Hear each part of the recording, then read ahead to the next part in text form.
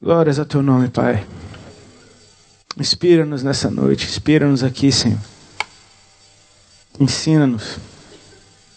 Atrai o nosso coração para aquilo que agrada o teu. Que o nosso coração se mova em direção ao teu. Eu oro para que haja lugar para a tua palavra dentro de nós, Senhor. Em nome de Jesus. Amém, igreja? Prazer estar aqui com vocês. Foram dias de muita visitação da parte de Deus.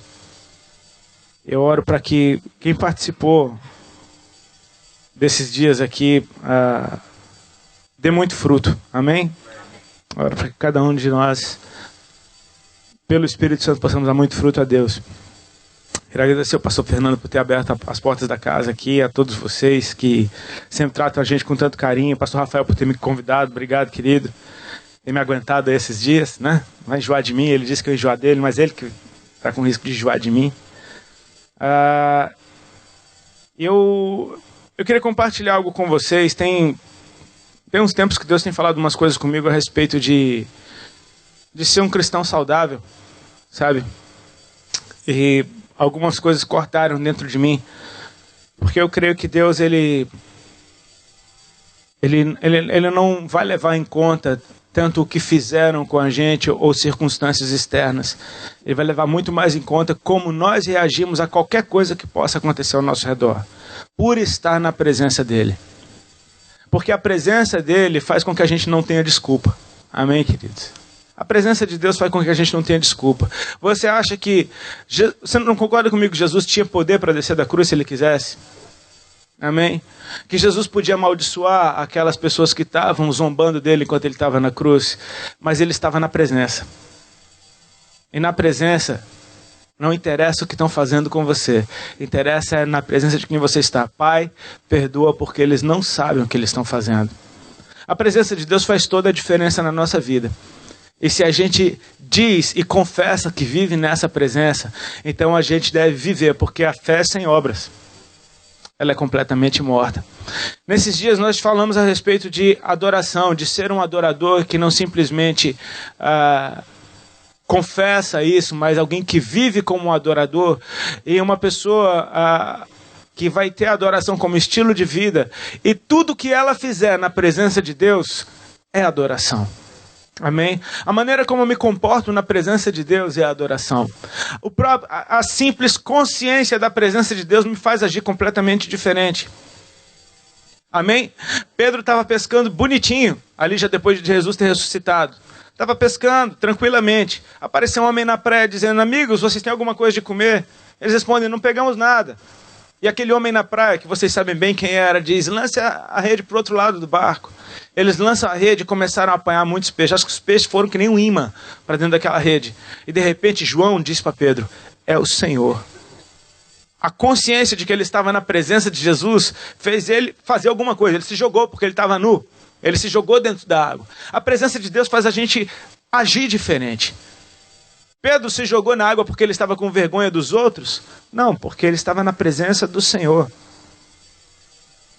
Se a gente diz que habita na presença de Deus, e se a gente crê nisso e vive de acordo, qualquer atitude minha vai passar por esse momento, não interessa o que estão fazendo. Dá uma olhada para ele e pergunta: e agora, Senhor? Porque a simples consciência da presença já vai fazer você agir diferente. Amém? Você não precisa estar sentindo arrepios nos cabelos do braço. Você não precisa estar falando em línguas no momento que alguma coisa acontece. Basta você ter a consciência de que você está na presença dele. E que as tuas atitudes podem agradar o coração de Deus ou não. Eu creio na transformação de várias áreas da sociedade. Eu creio em transformação de nações. Eu creio em transformações de sistema político. Eu creio em transformação na igreja. Mas eu sei que isso tudo vai acontecer através de uma geração que sabe se comportar na presença de Deus. Porque tem certas coisas que Deus pede para a gente fazer e Ele não vai fazer isso no nosso lugar. Agora existem coisas que só o Senhor pode fazer e não ouse colocar a mão onde Ele está agindo. A gente precisa discernir o que é para eu fazer e o que é para eu deixar Deus fazer. Existem certas coisas no cenário que a gente vive que é Deus quem vai fazer, cara. Não adianta você tentar meter a sua mão. Porque se você tentar agir aonde é para Deus agir, vai ser senso de justiça própria. Você não é um justiceiro gospel. Agora, se tem alguma coisa que é para você fazer, Deus não vai fazer no teu lugar, ainda que Ele possa fazer sem você. Amém? A gente vive num tempo, tantos que vivem aqui na América, quanto os que vivem no Brasil, como eu vivo no Brasil. Eu admiro até estar aqui na América falando disso, porque tudo que acontece aqui depois de um tempo acontece no Brasil. O brasileiro xiita, ele tem a tendência de não, Estados Unidos, não, mas ele copia tudo. Faz uma versão brasileira. Versão brasileira, Herbert Richards. Lembra? Quem não lembra? Versão brasileira, Herbert Richards. Acaba copiando tudo. Então a gente percebe que são cenários muito parecidos. Amém? E às vezes, a falta de esperança, ela pode contaminar o meu coração. Eu tenho tido um desafio nesses dias, eu compartilhei com meus irmãos aqui. Meu desafio nesses dias é manter o meu coração puro, cara. Tipo, você viu que aquele cara falou, cara, por favor, nem me conta, porque eu tô tentando. Eu tô tentando manter o meu coração puro, cara. Não é fácil. Não é difícil pra caramba, cara. Mas eu tô tentando, sabe? E eu não quero me deixar levar pela desesperança. Porque quando Jesus fala dos sinais dos tempos, ele diz que por causa do aumento da iniquidade, o amor de muitos ia esfriar. Então tem uma coisa que você deve proteger nesse tempo, cara. É o teu coração. E logo um pouquinho mais na frente, no mesmo texto, ele diz: mas o evangelho do reino será pregado em toda parte. Opa, por quem? E aquele que for fiel até o fim será salvo. Opa, tem uma lista aí que eu quero estar. Eu posso estar numa ou posso estar na outra. Eu posso estar numa ou na outra. Porque a iniquidade tem aumentado. Isso não é novidade para ninguém. E a tendência é a gente esfriar o amor. Porque a gente fala, vale a pena fazer a coisa certa se ninguém está fazendo? Vale a pena eu pagar imposto se ninguém paga? Vale a pena, enfim, eu me portar? Não interessa se ninguém está fazendo, interessa que você é alguém que habita na presença. Aleluia. E Ele é justo em todo tempo, Ele é bom em todo tempo, Ele é misericordioso em todo tempo, Ele é santo em todo tempo. Então é esse lugar que eu escolhi habitar. Amém? Às vezes a gente vê um cenário tão difícil acontecendo. Vamos falar de contexto social, de política. Eu tenho um pastor, amigo meu, ele mora na Filadélfia, é um teólogo. E ele está aqui na América desde criancinha, desde os 8 anos de idade. Eu estava com ele semana passada e ele me disse, olha, Rodolfo, eu acompanho os presidentes da América desde que eu tenho 8 anos de idade. Ele falou, eu nunca vi algo parecido com o que está acontecendo agora. E eu podia dizer para ele, não é diferente do que está acontecendo no Brasil. Eu tenho 42 anos de idade e eu nunca vi nada parecido ao que está acontecendo no Brasil. Mas a gente percebe que talvez Jesus, ele liberou o Espírito Santo, ele estabeleceu a sua igreja na face da terra. E a sua igreja é uma estrutura de governo também, amém? É de um governo celestial na face da terra, amém? A gente percebe que muitas vezes o que acontece ao nosso redor é um reflexo de como o corpo de Cristo anda se comportando. Porque eu sei que se a palavra de Deus diz que o juízo começa pela casa do Senhor, a cura também. Amém? Então eu creio numa restauração do sacerdócio para que isso possa se refletir em atos de justiça que transformem o lugar onde nós estamos. O problema não é a falta de políticos que confessam a Cristo. A falta de políticos que confessam a Cristo vivendo Cristo onde eles estão. A falta talvez seja de líderes cristãos que não discipularam direito aqueles que se tornaram políticos cristãos. A gente tem que assumir a nossa parcela. O sacerdócio precisa ser restaurado dentro de cada um de nós. Não estou falando da igreja A, B ou C, eu estou falando do corpo de Cristo na face da terra.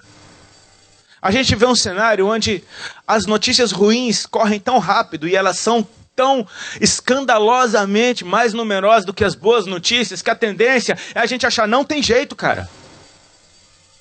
A gente achar que é melhor derrubar tudo e começar do zero.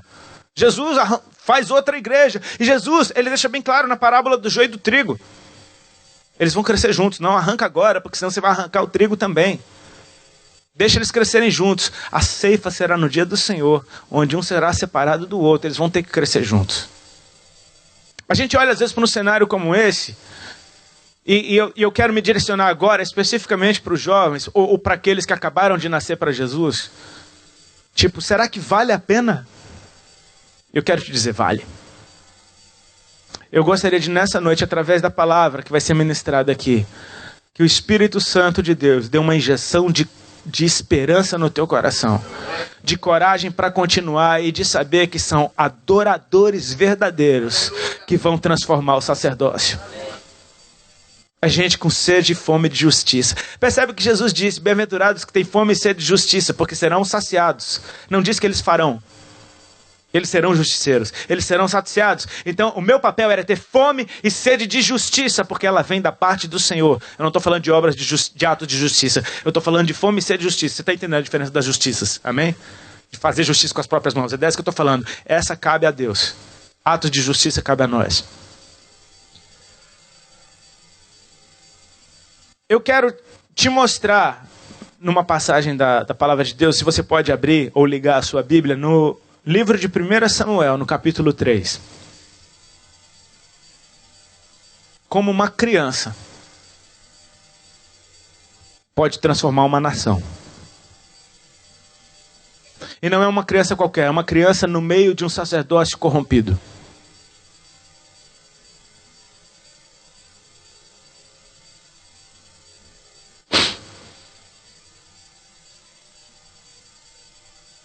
Todos acharam?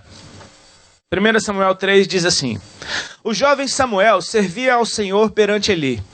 Naqueles dias a palavra do Senhor era muito rara, as visões não eram frequentes. Certo dia, estando deitado no lugar costumado, o sacerdote Eli, cujos olhos já começavam a escurecer-se, a ponto de não poder ver, e tendo-se deitado também Samuel no templo do Senhor em que estava a arca, antes que a lâmpada de Deus se apagasse, o Senhor chamou o menino: Samuel, Samuel. Este respondeu: eis-me aqui. Correu a Eli e disse: eis-me aqui, pois tu me chamaste. Mas ele disse: não te chamei, torna a deitar-te. Ele se foi e se deitou. Tornou o Senhor a chamar: Samuel. Este se levantou, foi a Eli e disse: eis-me aqui, pois tu me chamaste. Mas ele disse: não te chamei, meu filho, torna a deitar-te. Porém Samuel ainda não conhecia o Senhor, e ainda não lhe tinha sido manifestada a palavra do Senhor. O Senhor, pois, tornou a chamar a Samuel a terceira vez. Ele se levantou, foi a Eli e disse: eis-me aqui, pois tu me chamaste. Então entendeu Eli que era o Senhor quem chamava o jovem. Por isso Eli disse a Samuel: vai deitar-te. Se alguém te chamar, dirás: fala, Senhor, porque o teu servo ouve. E foi Samuel para o seu lugar e se deitou. Então veio o Senhor e ali esteve, e chamou como das outras vezes: Samuel, Samuel. Este respondeu: fala, porque o teu servo ouve. Disse o Senhor a Samuel: eis que vou fazer uma coisa em Israel, a qual todo que a ouvir lhe tirarão ambos os ouvidos. Naquele dia, suscitarei contra Eli tudo quanto tenho falado com respeito à sua casa. Começarei e o cumprirei. Porque já lhe disse que julgaria a sua casa para sempre pela iniquidade que ele bem conhecia. Porque seus filhos se fizeram execráveis e ele os não repreendeu. Portanto, jurei à casa de Eli que nunca lhe será expiada a iniquidade, nem com sacrifício, nem com oferta de manjares. Ficou Samuel deitado até pela manhã. E então abriu as portas da casa do Senhor, porém temia relatar a visão a Eli. Chamou Eli a Samuel e disse: Samuel, meu filho. Ele respondeu: eis-me aqui. Então ele disse: que é que o Senhor te falou? Peço-te que me não encubras. Assim Deus te faça o bem que lhe aprouver, se me encobrires alguma coisa de tudo o que falou. Então Samuel lhe referiu tudo e nada lhe encobriu. E disse Eli: é o Senhor, faça o bem que lhe aprouver. Crescia Samuel e o Senhor era com ele, e nenhuma de todas as suas palavras deixou cair em terra. Todo Israel, desde Dan até Berseba, conheceu que Samuel estava confirmado como profeta do Senhor. Continuou o Senhor a aparecer em Siló, enquanto por sua palavra o Senhor se manifestava ali a Samuel. Amém?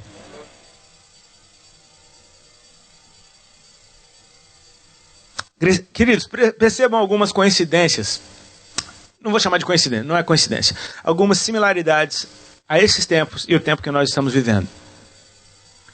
Quando Deus resgatou o povo de Israel do Egito, Deus usou um homem chamado Moisés.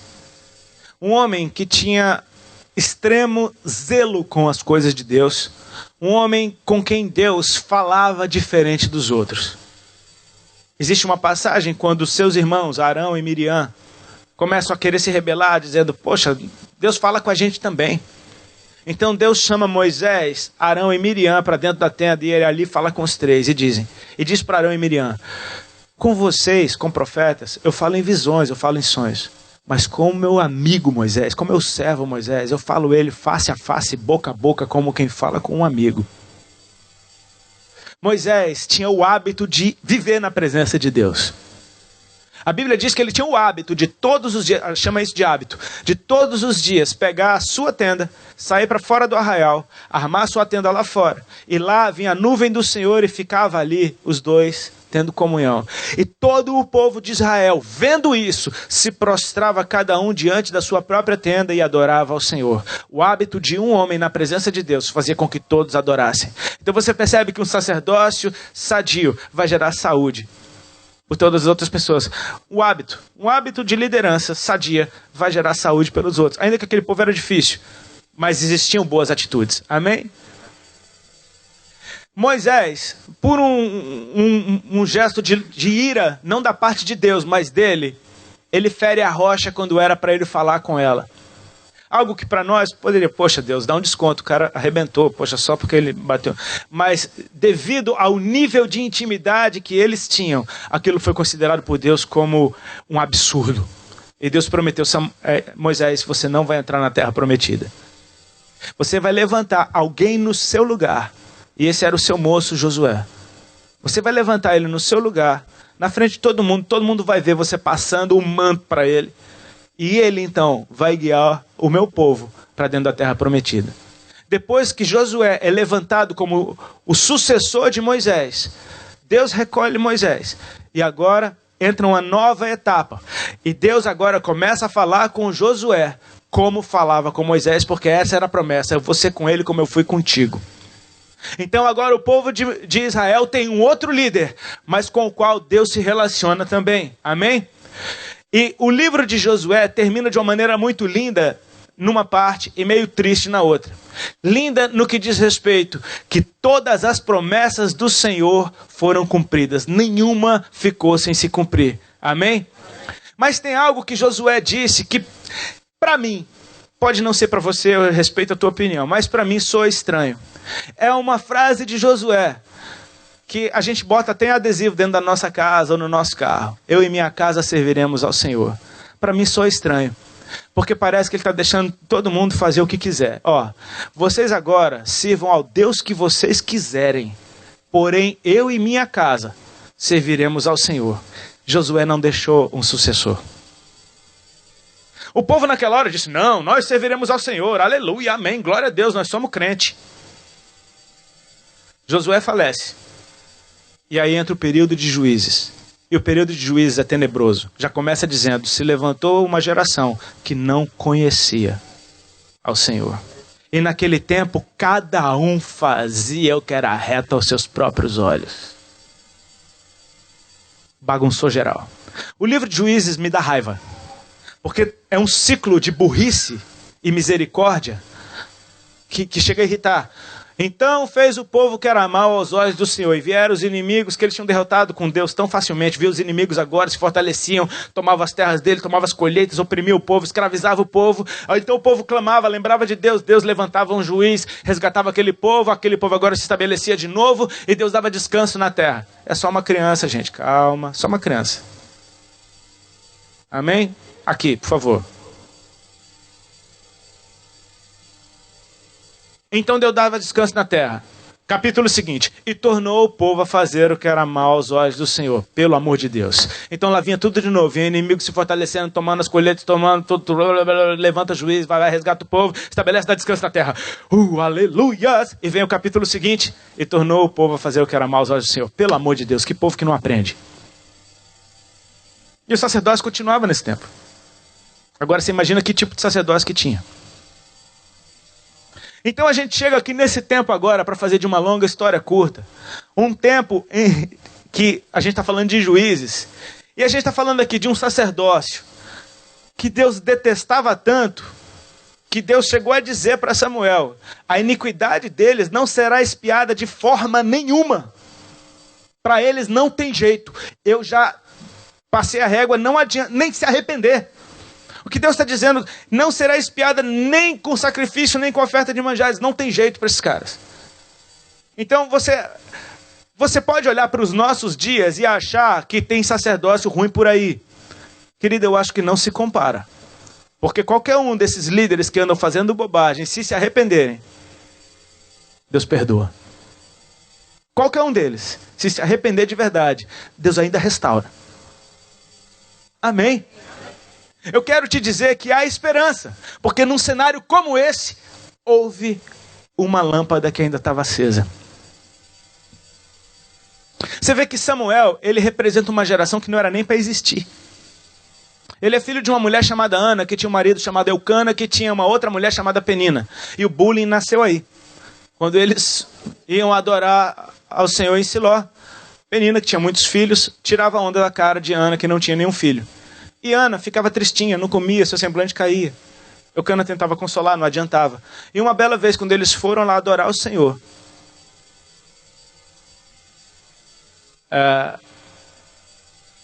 ela entrou no templo do Senhor e começou a chorar diante de Deus. Ela orava no seu coração, e a sua boca só se movia. E lá estava Elisão, sentado na sua cadeira. Você vai perceber que essa cadeira, ele amava essa cadeira, cara. Ele aparece ali sentado na cadeira, depois aqui nesse texto ele está deitado e ele morre na cadeira. Ele amava isso. Era uma cadeira de estimação. Você não tira a cadeira de Eli, não mexe com a cadeira de Eli, cara. Ele estava lá sentado na sua cadeira e viu aquela mulher. Ele já dá uma bronca nela. Mulher, aparta-te da bebida, cachaceira. Aí ela fala: Senhor, não tenha tua filha por filha de Belial. Eu sou só uma mulher amargurada de espírito, derramando meu coração diante do Senhor. Eu estou fazendo meu pedido diante de Deus. E aí, Ele diz para ela: seja feita conforme a tua petição. E diz a Bíblia que o semblante dela já não era triste. Diz a Bíblia que ela voltou para casa e coabitou com seu marido. Antes ela passou numa loja lá em Siló, que na época se chamava Segredo da Vitória. E coabitou com seu marido. E ela engravidou. Então você concorda comigo que depois da petição dela, o sacerdote, mesmo corrompido, liberou uma palavra que mudou a vida dela? Então você concorda comigo que ainda que esteja uma bagunça por aí, Deus ainda fala através desses homens? Ele pode falar porque Ele é Deus. Ele pode usar uma mula, Ele pode usar uma pedra. Ele pode usar até eu. Amém, queridos? E o menino nasceu.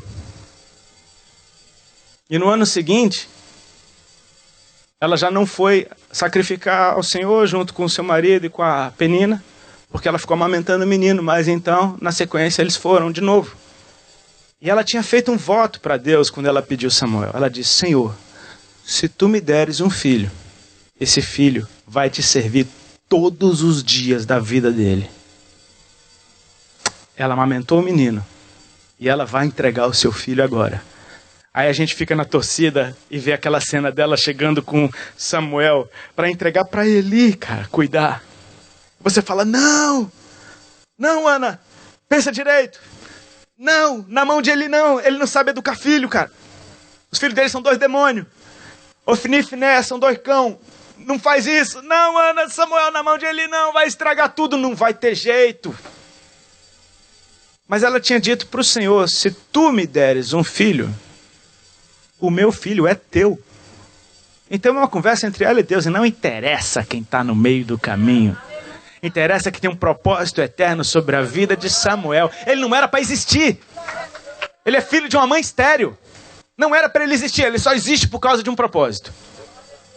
Deus quer transformar uma nação. Ele vai começar por uma criança, que vai transformar o sacerdócio primeiro. E esse menino agora, pelo amor de Deus, ele é educado por Eli.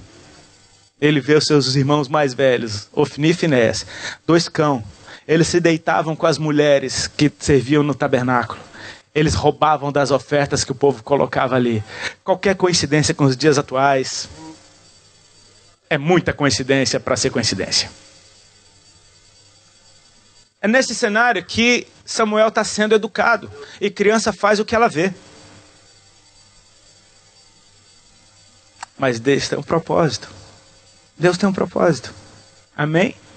O texto que a gente leu diz que Samuel, o jovem Samuel, servia ao Senhor perante Eli. A quem que ele servia? Perante Eli.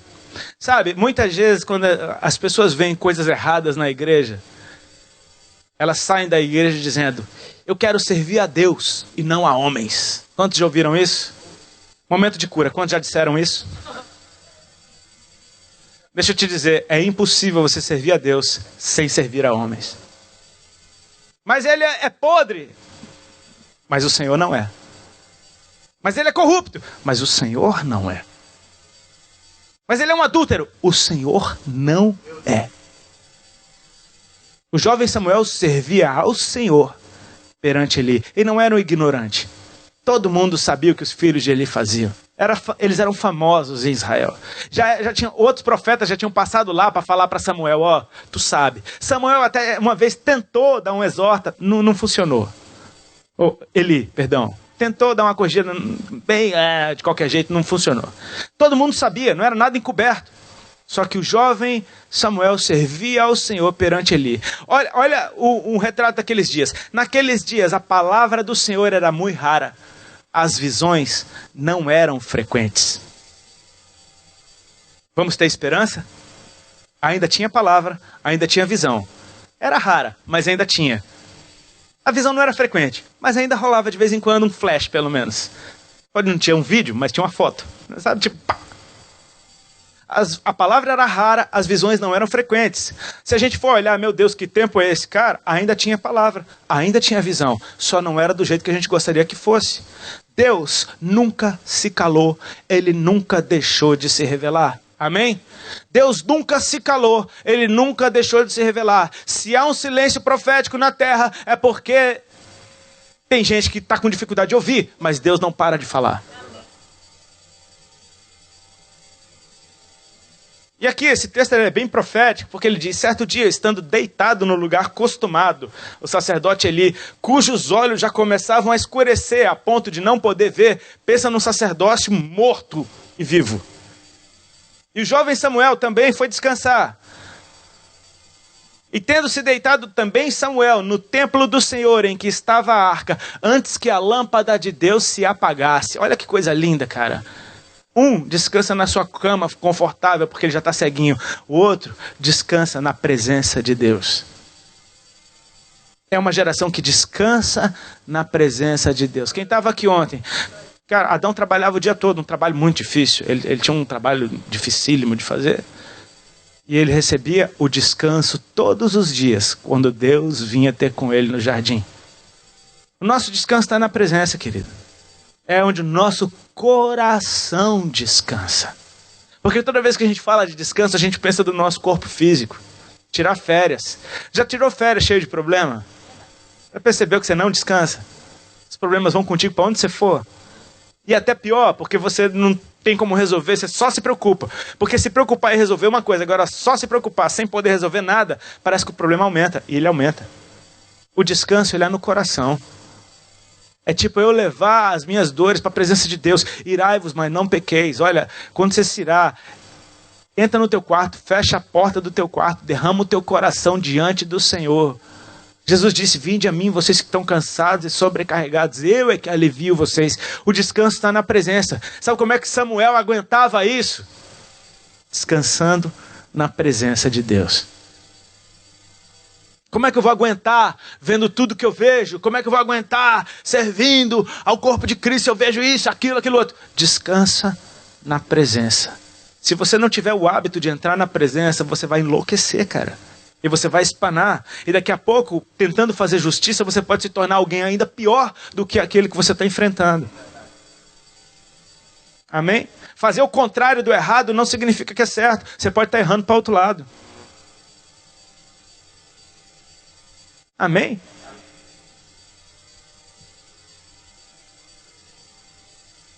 Então, ele está lá deitado e a lâmpada de Deus ainda não tinha se apagado. Glória a Deus por isso, amém? A lâmpada ainda não apagou? Ainda tem uma essência preciosa ali queimando? Pode estar um cara de que está apagando, mas ela não se apaga porque não foi o homem que acendeu. Esse fogo é de Deus. O fogo que ele acende, querido, ainda está queimando. Amém? Ainda está queimando. Eu oro para que enquanto eu falo, você consiga receber no teu espírito esperança da parte de Deus. Amém? Então naquele dia, um dia comum, ele tinha o hábito de descansar na presença de Deus. Ele não tirou um dia para dormir onde a arca estava. Não, ali era o lugar que ele dormia, na presença de Deus. Ele no seu canto, o Senhor chamou Samuel e disse, como está escrito, Samuel, Samuel, repete comigo, Samuel, Samuel. Chamou 2 vezes o nome dele. Samuel respondeu de bate pronto. Percebe isso? Eis-me aqui. E ele corre direto para Eli. Eis-me aqui, pois tu me chamaste. Eu conheço a tua voz e essa voz que me chamou é a tua. Cara, eu desconfio que Deus usou o tom de voz que Samuel estava acostumado a responder para chamá-lo. Porque ele confundiu a voz de Deus com a de Eli. Então Deus usa uma voz que você está acostumado a responder para chamar você. E se você não obedece à voz que te chama porque ela é a voz de um homem falho, você vai obedecer que voz? Ele respondeu de bate pronto. Eis-me aqui, pois tu me chamaste, feito um soldadinho. Deus usa a linguagem do teu coração. E se você consegue ser fiel no pouco, sobre o muito ele te coloca. Se você consegue obedecer um homem corrupto, você vai obedecer a Deus com certeza. Samuel, ele diz, não te chamei, volta a deitar-te. Obediente, voltou lá e deitou. Tornou o Senhor a chamar e ele disse, Samuel. Repete comigo, Samuel. A primeira vez ele chamou 2 vezes, a segunda ele chamou Samuel. Samuel, eis-me aqui. Pá! Correu lá, eis-me aqui, pois tu me chamaste. Obediência radical. Ele não está nem aí para o que ele faz. Ele é o sacerdote, ele é a autoridade sobre a minha vida, ele está cuidando da minha vida, ele me ensinou a servir ao Senhor. Diz que o jovem Samuel servia ao Senhor perante Eli. Você acha que Samuel recebeu uma revelação de como servir ao Senhor? Eli ensinou Samuel a servir ao Senhor. Então, um sacerdócio ruim ainda pode ensinar alguma coisa de bom? Pode, meu irmão, porque Deus está no controle. Quem ensinou Samuel a servir ao Senhor foi Eli. Amém? E está lá o menino obedecendo radicalmente. Eis-me aqui, pois tu me chamaste. Meu Deus, que disposição. E ele diz, não te chamei, meu filho. Volta a deitar-te. E a Bíblia diz, Samuel ainda não conhecia o Senhor. A palavra ainda não tinha sido manifestada. Uma coisa é você saber a palavra, outra coisa é ela ser manifestada a você. Porque fala de experiência. Então tornou o Senhor a chamar. E aqui já não aparece nem o nome de Samuel. E ele correu direto a Eli. Você percebe que a voz, ela parece que vai ficando cada vez mais suave. Samuel, Samuel, a segunda vez Samuel, a terceira. Tornou a chamar o Senhor. E Samuel foi até Eli. Eis-me aqui, pois tu me chamaste. Então, percebeu Eli que era o Senhor quem chamava o menino. Quem que percebeu que era Deus falando com Samuel? Olha, meu irmão, eu não estou aqui para ser advogado do cão, não, mas eu quero te mostrar que até um bicho ruim como esse pode ser tremendamente usado por Deus. Ele deu a palavra que mudou a vida da mãe de Samuel, ele ensinou Samuel a servir ao Senhor, ele ensinou Samuel a ser obediente, ele agora está percebendo, Deus está falando com esse menino. E ao invés dele ter ciúme, por que Deus não está falando comigo? Não, é impossível Deus falar com esse menino, não falar comigo antes. Não, ele ensina Samuel a responder a Deus. Meu amigo, ainda tem muito que aprender com esses bichos que estão por aí. Não por quem eles são, mas pela posição que Deus colocou. Amém? Eu sei que é difícil, mas há descanso na presença de Deus. Amém? Eu ministro em muitos lugares que eu não gostaria de voltar nunca mais. E eu vou. O meu pastor me ensinou que só tem um jeito de mudar a Babilônia, é servindo lá. Às vezes eu vou em lugares que me dá nojo, mas eu vou lá. Porque eu estou servindo ao Senhor, à igreja do meu Jesus. E é na presença dele que eu tenho que me comportar direito.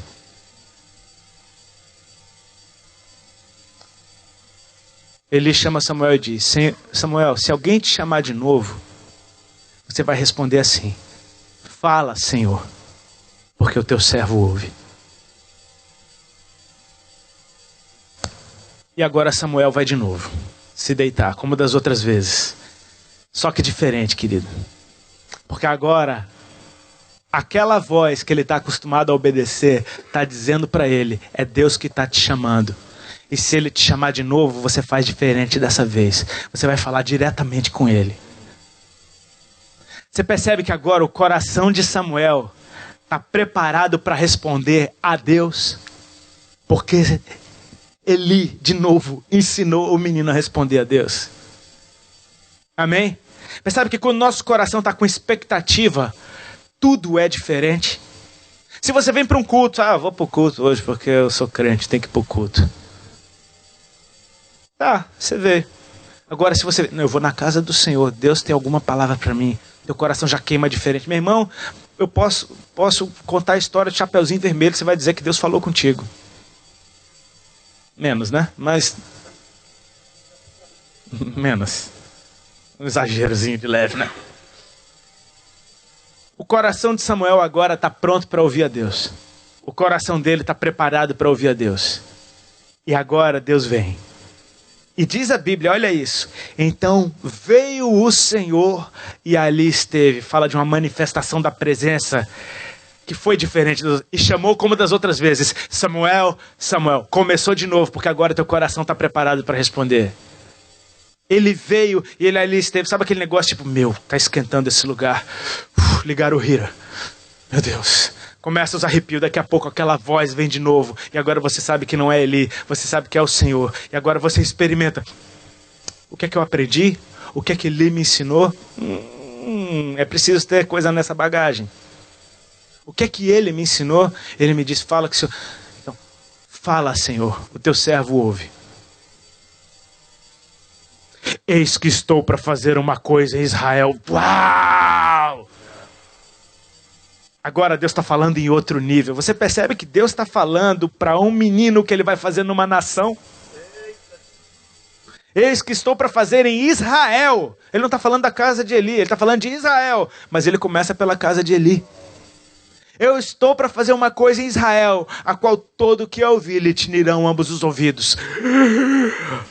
E aí ele fala de juízo sobre a casa de Eli. Sabe, agora todas aquelas fofocas que Samuel ouvia a respeito de Eli, todas aquelas coisas que Samuel desconfiava a respeito da casa de Eli, todas aquelas coisas que ele meditava e pensava, isso não está certo, agora Deus está falando, eu estou com nojo disso, e é isso mesmo, e eu vou vir para quebrar com tudo. Então agora Samuel, ele tem um respaldo do céu para fazer justiça com suas próprias mãos, certo? Porque agora Deus está dizendo, eu estou nesse negócio, mas perceba que Deus diz, eu estou para fazer uma coisa em Israel, eu, não é você. E ele diz, começarei e a cumprirei, sem a sua intervenção. fica na sua, porque isso é entre eu e ele. Quem trata com liderança é Deus. Não vem com essa de black bloc gospel. Quem trata com liderança é Deus. O que Deus fez foi dar um sinal para Eli através da vida de Samuel. Samuel ouviu aquilo. E sabe o que ele fez com a palavra que ele recebeu? Ele botou veneno na água de Eli? Não, ele ficou deitado até pela manhã. Ele não fez nada. Ele recebeu. E a maturidade espiritual dessa criança é de dar inveja. Porque agora ele tem confirmação da parte de Deus de que tudo aquilo era nojento mesmo. Ele ficou deitado até pela manhã. Então abriu as portas da casa do Senhor. Continuou servindo como se nada tivesse acontecido. Até que vem Eli e diz: meu filho, o que é que o Senhor te falou? Eu te peço que não me encubras. Ele dá até uma pesada. Deus faça o bem que aprover com você, se você me encobrir alguma coisa. Quando é que... Antes disso, eu preciso falar disso aqui para vocês. Tem um detalhe aqui. Verso 15. Ficou Samuel deitado até pela manhã, e então abriu as portas da casa do Senhor. Porém, temia relatar a visão a Eli. Verso 16. Vamos ler ali, ó. Mas este o chamou e disse: Samuel, meu filho. Estou aqui, respondeu Samuel. É uma outra versão diferente da minha. Na minha diz assim: chamou Eli a Samuel e disse: Samuel, meu filho. Ele respondeu: eis-me aqui. Ele continuou tratando Eli com o mesmo respeito, com a mesma obediência, com a mesma honra, respondendo de bate pronto: eis-me aqui, Senhor.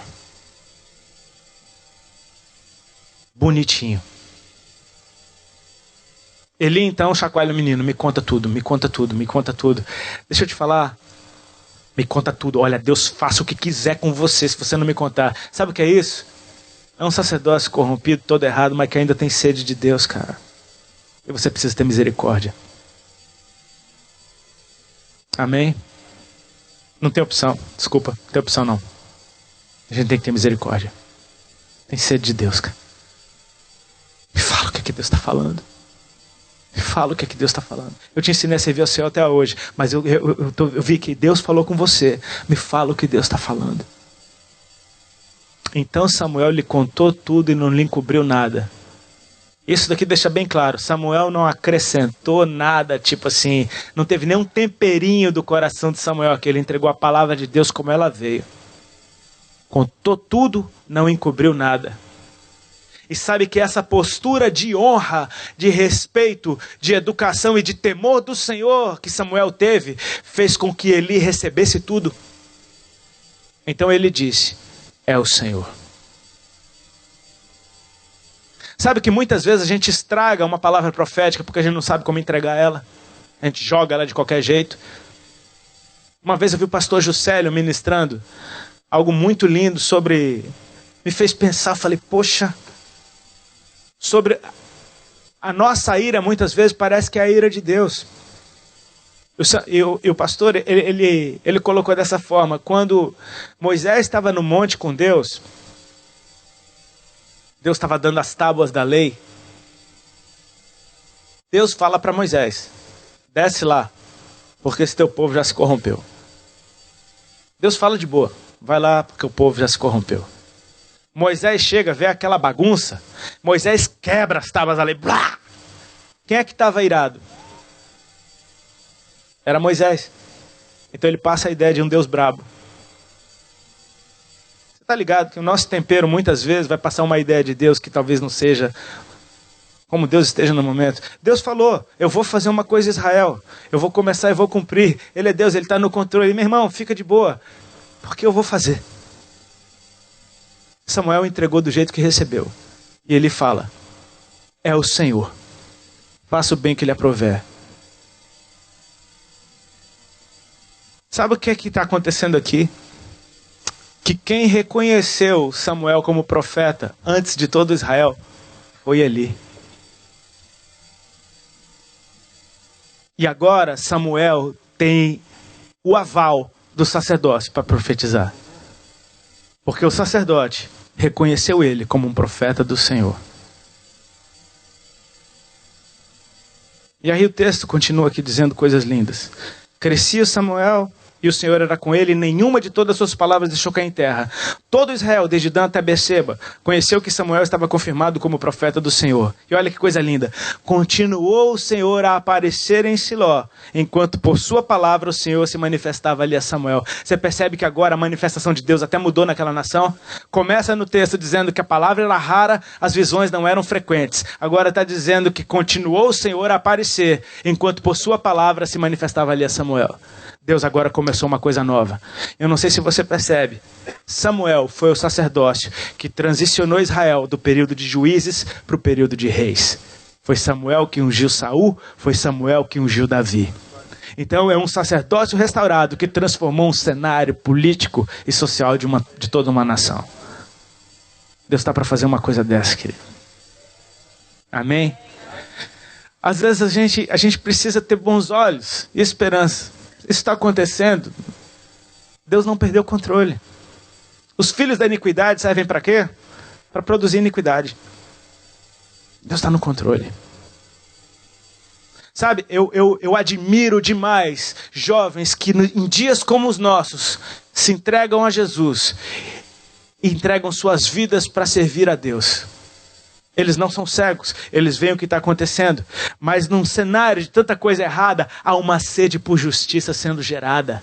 E essa geração que tem sede de justiça vai ser saciada da parte do Senhor. Às vezes, o pastor Luiz Hermínio ele usa essa ilustração. Se você vai comprar uma joia para alguém, você pega aquele diamante e quando o joalheiro vai te mostrar o diamante, ele coloca um pano preto de fundo para que o diamante apareça com mais clareza. As trevas são pano de fundo para que a luz resplandeça. A gente precisa ter bons olhos. Querido, glória a Deus por a gente existir nesse tempo agora. Por Deus colocar no nosso coração um desejo por justiça, mas não nos habilita para sermos justiceiros. Tem coisa que é Deus que vai fazer. Cabe a nós nos comportar como adoradores que descansam na presença de Deus, que tem saúde espiritual, aos quais Deus pode confiar segredos sobre nações, e a gente vai saber exatamente o que fazer.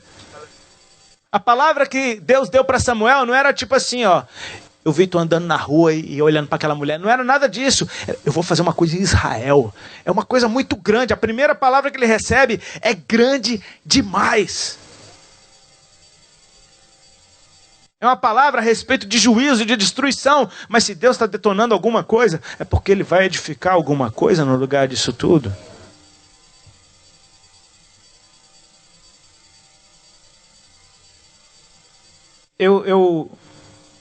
Eu quero ser uma geração, cara, que não tem vergonha do Evangelho.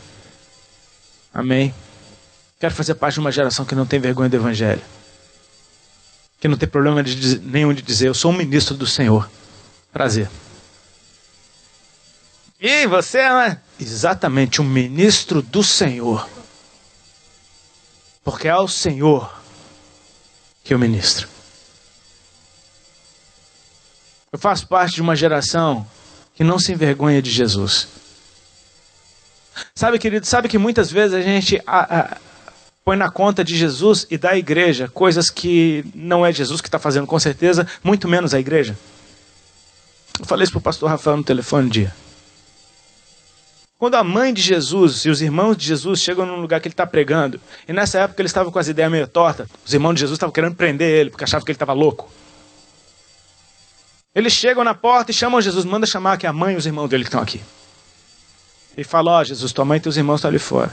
E Jesus vira para aquele povo e fala, quem é minha mãe? Quem são meus irmãos, senão aqueles que fazem a vontade do meu Pai? Meu irmão, pode ser até mãe e irmão, se não está fazendo a vontade do Pai. Jesus fala, não tem nada com isso. Pode ter nome de igreja. Pode ser o que for. Se não está fazendo a vontade do Pai, a família de Jesus é quem está fazendo a vontade do Pai. E a família de Jesus, sabe o que ela está fazendo? A vontade do Pai. A igreja de Jesus continua linda. A igreja de Jesus continua linda, fazendo a vontade do Pai. Muitos dirão naquele dia: Senhor, Senhor, em teu nome expulsei demônios, fiz e aconteci. Jesus vai falar: apartai-vos de mim, vós que praticais a iniquidade, porque não vos conheço. Aí, esses caras que Jesus não conhece, fazem um monte de coisa e você fala o que a igreja está fazendo. Jesus está dizendo: a minha igreja não. Não é a minha, não. A minha não está fazendo isso, não. A minha igreja está fazendo atos de justiça. A minha igreja eu conheço. Se ele está dizendo que esses ele não conhece, ele está falando: a minha eu conheço. Tem esperança, meu irmão. Tem esperança, amém? Vale a pena. Vale a pena ser crente, porque eu vou te falar, notícia ruim, corre adoidado, mas tem muita gente boa, cara. Tem muita gente boa. Eu ando em cada lugar, meu irmão, que eu tenho vontade de morar lá. Tem os lugares que me dá nojo. Não são maioria. Às vezes as pessoas me perguntam: Rodolfo, quanto é as maiores roubadas que já passou na estrada? 5 pilantras. Cara, eu nem lembro. Na boa, é 1 ou 2 em 14 anos. Eu peço para Deus: Senhor, me apresenta os teus amigos. Eu vou em lugares onde eu encontro irmãos. A gente está hospedado numa casa que a pastora lá está tratando a gente que nem filho. Eu vim sair aqui agora. Meu irmão, vocês não sabem o rango que eu vou comer quando eu sair daqui. Isso aí, ela fez um saquinho de fruta para eu vir comendo no caminho. Isso é coisa de mãe, cara.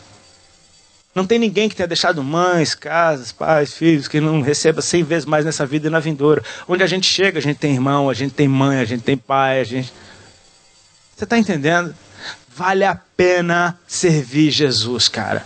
Ainda mais nesses tempos. Porque Deus precisa de gente que descanse na presença dEle. Deus precisa de gente em quem Ele possa confiar os seus segredos. Deus precisa de gente que saiba obedecer a voz a qual Ele foi acostumado a obedecer para que Ele possa obedecer a Deus. Deus precisa de gente que saiba tratar uma palavra profética com a importância que ela tem. Deus precisa de gente que saiba discernir o tempo e ocasião para todas as coisas. Amém? Samuel tinha um coração tão bom que até um rei que Deus desprezou, Samuel ainda tinha pena. E Deus tem que falar para Samuel: vem cá, querido. Até quando você vai ter pena de Saul, cara? Sendo que eu já rejeitei esse cara. Tipo, vamos entrar em acordo? E Samuel lembrava do dia, cara, que Saul ainda era inocente. Que Saul não queria ser rei. O dia que Saul foi ungido rei, ele estava escondido. Não, eu não. Nem parece aquele bicho que ele virou depois. Samuel ainda via, sabe? Quem sabe ser bom filho vai ser bom pai, cara. Amém? Quem sabe ser bom filho vai ser bom pai. Ele sabe tempo e ocasião para todas as coisas. E ele passa isso adiante. Porque quando ele unge Davi, rei em Israel, Davi era um menino. E Davi, no seu espírito, recebeu isso. Davi não fez justiça própria. Davi esperou passar Saul para que ele pudesse reinar. Você está entendendo que saúde você passa adiante também? Você não só contamina os outros com doença, não. Com saúde você contamina também. Isso é a respeito do corpo de Cristo. Amém? Você vai impor a mão sobre enfermos e ele vai ser curado. Não é você que pega a doença dele, não. É ele que recebe cura. Amém? O sistema imunológico do corpo de Cristo é interessante, cara. Você tomar alguma coisa mortífera não faz dano nenhum. E outra, você é que vai para cima e o povo é que vai ser curado. Eu oro para que o Espírito Santo de Deus coloque esperança no teu coração. Se coloca de pé, vamos estar orando.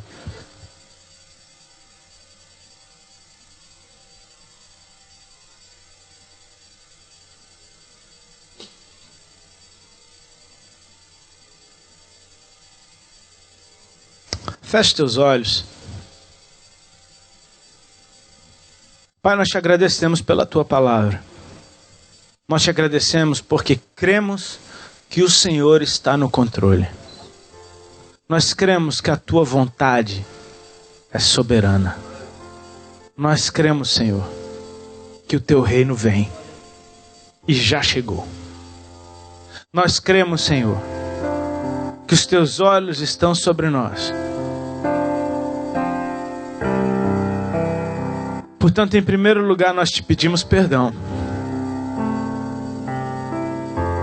por todas as vezes que nós, consciente ou inconscientemente, desagradamos o teu coração, ainda que por uma motivação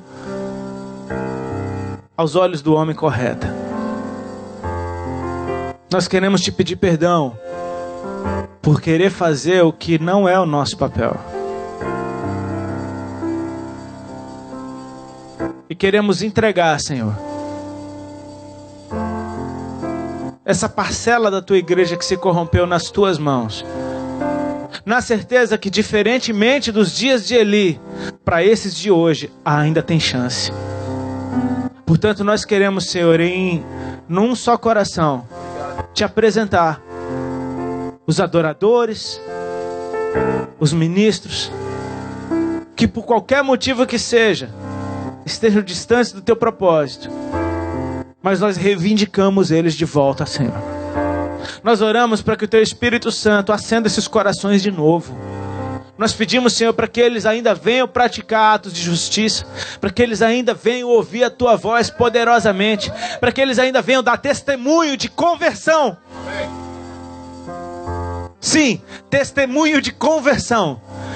Adoradores e ministros dando testemunho de conversão. Nós queremos ver, Senhor, a tua igreja sadia, sarada, a tua igreja resplandecendo e, como nos primeiros dias, caindo na graça de todo o povo. A tua igreja evangelizando sem precisar abrir a boca. Sim, Senhor, nada disso é impossível. Mas nós queremos, Senhor, nessa hora, te apresentar o nosso coração.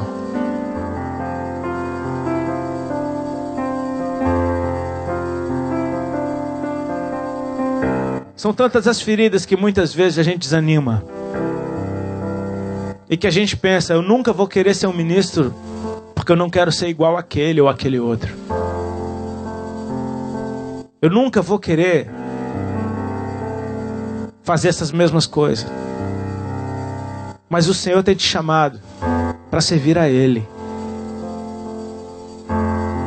Eu gostaria de orar especificamente por pessoas que sabem que tem o chamado porque Deus já tem te chamado há tempos. E diferentemente de Samuel, você tem deixado de lado por causa das dores e traumas e mágoas que você tem com líderes que há muito tempo já não ouvem a voz de Deus. O Senhor está te chamando para Ele. O Senhor está te chamando para Ele. Se tem alguém que quer dizer sim para essa voz de Deus que te chama para um ministério, eu queria que você viesse aqui na frente e a gente vai estar orando por você.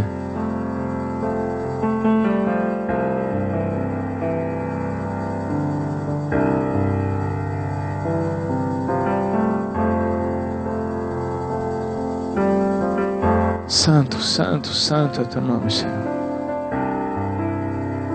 Tem irmão aqui? Tem mais alguém? Você sabe que Deus tem te chamado para o ministério, mas por causa de maus testemunhos você tem endurecido o teu coração. Queridos, Deus não está te chamando para ser igual àquilo que está errado. Deus está te chamando para fazer a diferença.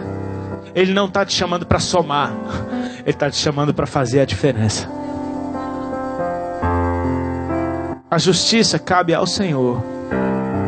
A justiça pertence ao Senhor.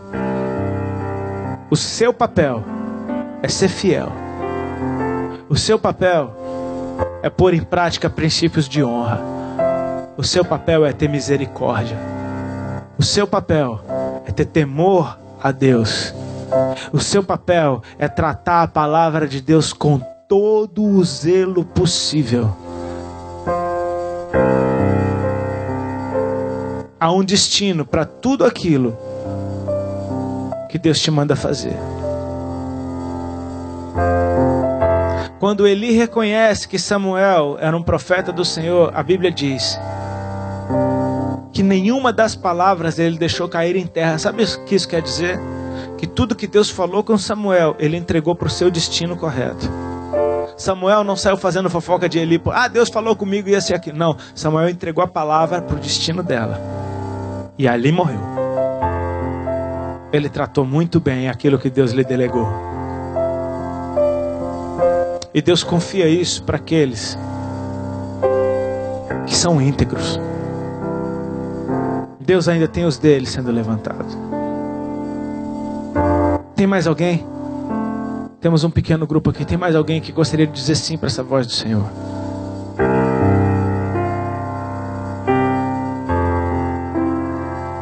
Glória a Deus. Você pode se juntar ao pessoal aqui, meu irmão, por favor? Todo mundo escolheu esse lado aqui, fica aqui junto com eles. Você pode estender as mãos para cá? Amém? Pai, em nome de Jesus Cristo, só há um remédio para isso tudo. É a tua presença. É eles encontrarem descanso em ti. Dê a eles a habilidade de te enxergar no meio dessa nuvem toda. Dê a eles a habilidade de ter esperança quando tudo parece perdido. Senhor Jesus, Tu ainda és Senhor. Tu estás vivo. Teu Espírito não voltou para o céu. A Tua palavra continua viva e eficaz. E os frutos ainda estão vindo. Eu oro para que o Senhor Jesus atraia os teus olhos para aquilo que dá esperança. A Bíblia diz: quero trazer à memória aquilo que me dá esperança. Elias estava desesperado, dizendo para Deus: só sobrei eu. Sabe por quê? Porque ele estava olhando para tudo que estava de errado. E Deus está falando: querido, ainda tem 7.000. Eu ainda tenho 7.000 que não se dobraram. Você só está olhando para o lado errado. Eu vou te mostrar gente que vai te encorajar. Eu oro para que o Espírito Santo atraia os teus olhos para aquilo que está sendo bem feito. Que Ele atraia os teus olhos para aquilo que ainda vale a pena. Eu oro para que Deus levante referências sadias sobre a vida de cada um. E que você ainda veja Jesus na vida dos teus irmãos. Sim, Senhor, dá-nos a habilidade de te enxergar em pessoas imperfeitas. Nós queremos te enxergar em pessoas imperfeitas. Em meio à humanidade, aquilo que é divino. Porque isso só faz o Senhor se tornar mais precioso ainda aos nossos olhos. Quanta misericórdia, quanto amor. Ensina-nos, Senhor, a ter um coração misericordioso, porque nós também somos falhos. Nós também pisamos na bola demais. Ensina-nos a viver na Tua presença, a andar como quem carrega o Teu Espírito, e te dar uma resposta com a nossa vida que agrade o Teu coração. Porque se o Senhor nos chamou com um propósito específico nesse tempo profético, nós queremos todas as palavras escritas a nosso respeito entrando em atividade na nossa vida agora.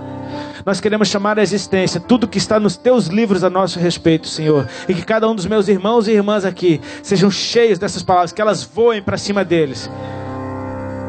Que eles sejam escritos por dentro e por fora com as palavras que o Senhor escreveu nos teus livros. E que o destino profético deles seja ativado agora, em nome de Jesus Cristo. Praticantes de justiça. Senhor Jesus, nós queremos chamar à existência esse tempo de reconciliação. O Senhor é aquele que pode mover os céus, encaixar as coisas à medida que o corpo de Cristo se move na direção do teu coração. Portanto, nós te pedimos, nós chamamos à existência esse tempo onde a tua noiva vai resplandecer como nunca. Nós chamamos um tempo, Senhor, em que a tua noiva vai brilhar no meio das trevas. Jesus disse: vocês são como uma cidade edificada sobre um monte. Ninguém pode esconder. Vocês são como luz numa casa, que tem que dar luz para todos que estão na casa. Então você percebe que Jesus está falando de algo brilhando nas trevas. Então é necessário que esse tempo seja como ele é, para que a igreja possa resplandecer como ela deve. No meio desse monte todo, tem uma cidade brilhando lá em cima. Senhor Jesus, atrai os nossos olhos para Ti. E que os nossos ouvidos estejam aptos a ouvir o Teu Espírito, a Tua voz, as Tuas direções. Porque enquanto nós nos movermos de acordo com a Tua vontade, tudo vai bem.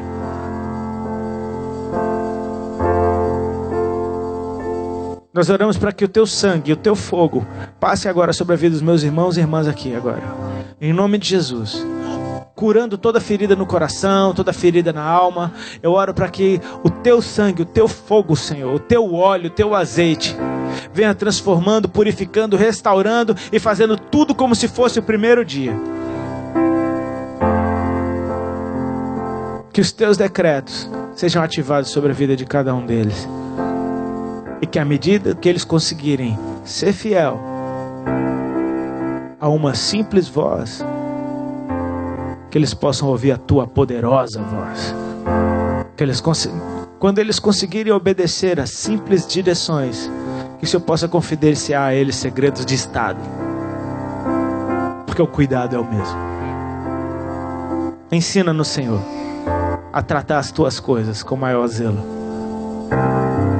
Porque há uma geração que vem depois da gente. Há um período de transição.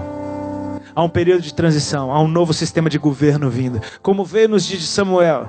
Já não eram mais juízes. Agora eram reis. Que o Teu reino venha, Senhor.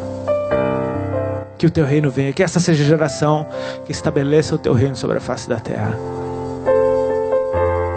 E que assim seja. Em nome de Jesus. Amém. Amém.